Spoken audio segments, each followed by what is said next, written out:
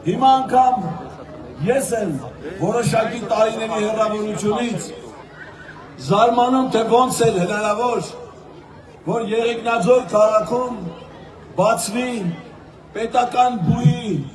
առաջին մասնաճյուղը եւ ամբողջ հանրապետությունից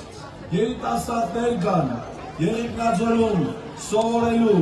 կրթություն ստանալու, ապրելու եւ աշխատելու համար։ Եվ դա հաջողվել է։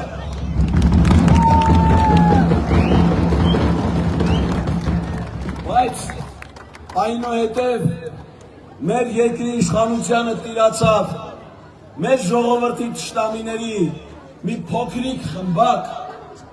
որոնց հաջողվեց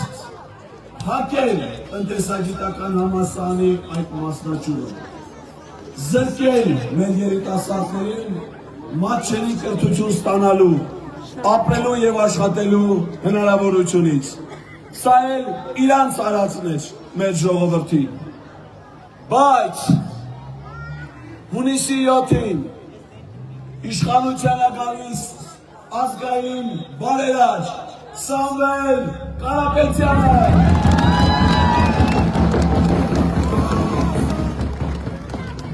մարդ, որի անհաշվելի բարեգործական ծրագրերի մեջ են նաև տասնյակ, հարյուրավոր, հազարավոր երիտասարդների